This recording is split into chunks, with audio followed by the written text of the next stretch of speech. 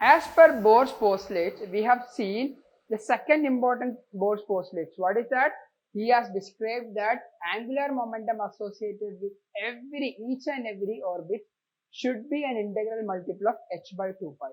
At that time, Bohr was not able to prove it, but he has stated in this way.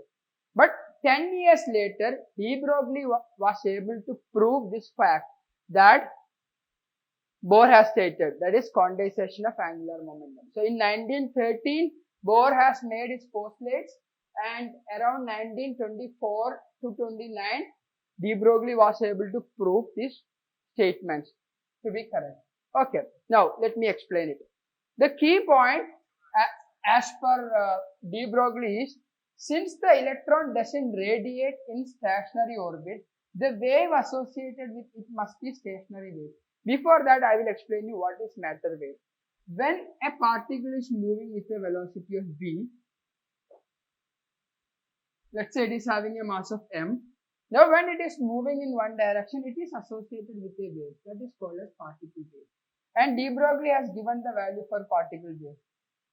That wavelength associated with the particle wave or the matter wave is equal to h by mv, where h is Planck's constant and mv is momentum of the particle. Now, a moving particle is associated with a wave that is called as matter wave, and the wavelength of the wave is equal to h by mv. Now, here de Broglie has told, since the electron doesn't radiate in its stationary orbit, who has told this? Bohr has told it, but de Broglie's statement is this one. The wave associated with it must be stationary wave.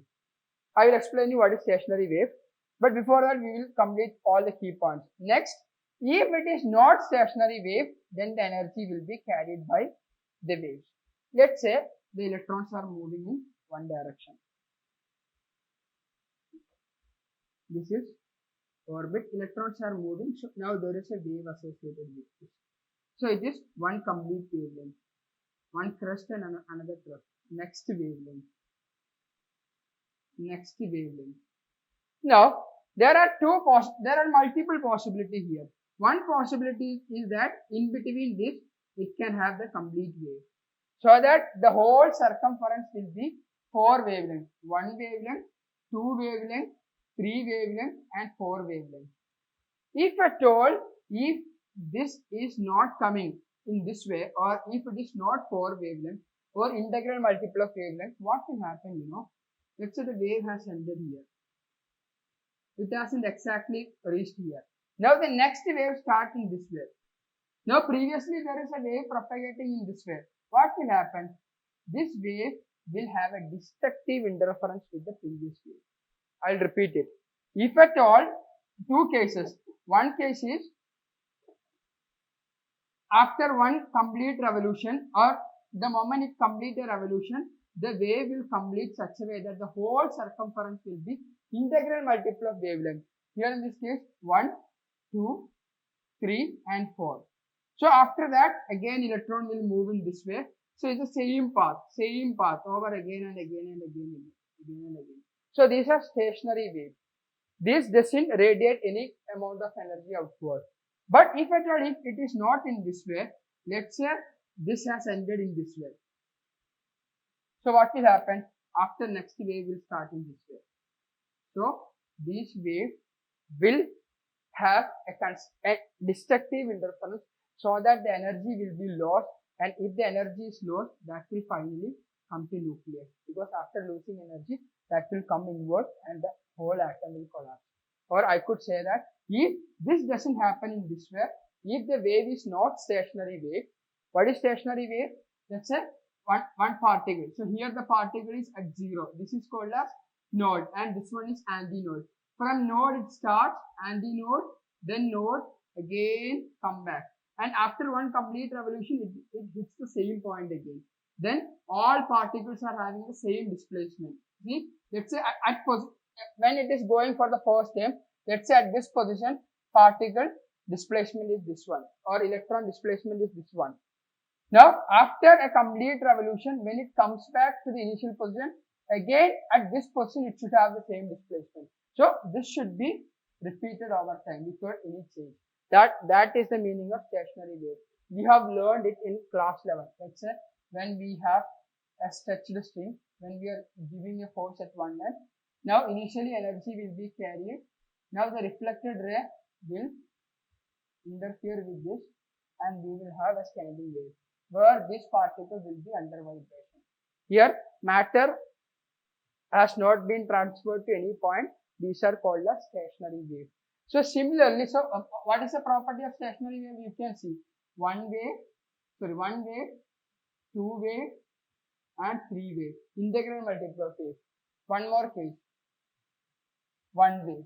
Second case, one wave, two wave. Correct. When we have nodes on both the ends, then only we can say that this is a stationary wave. Okay. Let's say if it is ending in this way, then it's not a stationary wave. Okay, we should have nodes on both the ends. So this is just an idea about stationary wave. But look back to this.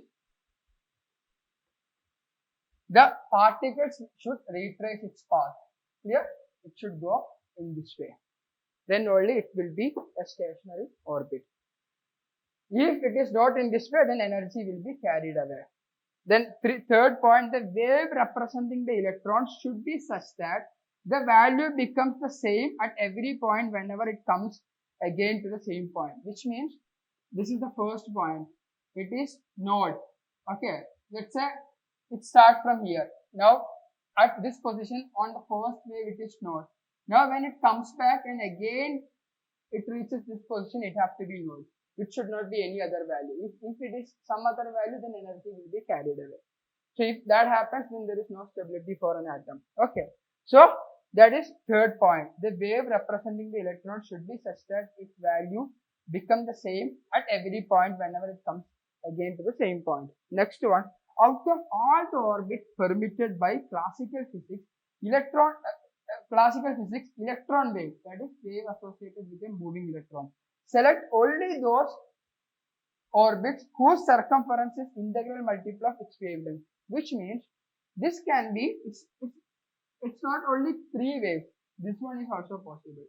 One wave, two wave, one wave, two wave, three wave, 1, 2, 3, 4, 5, 6, 7. See again that repeats. These are stationary waves. Okay. So what should be the condition?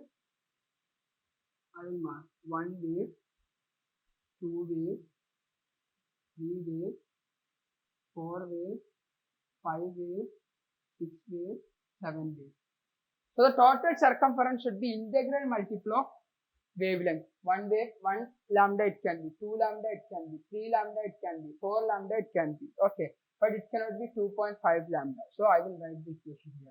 What is the total circumference? 2 pi r. And it has to be n lambda, integral multiple of lambda. And de Broglie has given his statement. De Broglie was able to prove that matter wave associated, that wavelength associated with the matter wave is h by mv. So we will substitute it here. Okay. So instead of n lambda, we will substitute de Broglie wavelength L into h by mv. Now we will arrange. We will take mv to this side, 2 pi to this side. So this will become mv to this side. So mv into r. 2 pi I am taking to the other side. So ns by 2 pi. What is this one? This one is a statement given by Bohr. Okay. With de Broglie statement, he has proven that Bohr, when he has told this postulate 10 years before, that is correct. Okay, Bohr has told that angular momentum should be an integral multiple of h by 2 pi. After 10 years, de Broglie with his hypothesis, with his theories, he was able to prove that Bohr has given the right postulate. Thank you.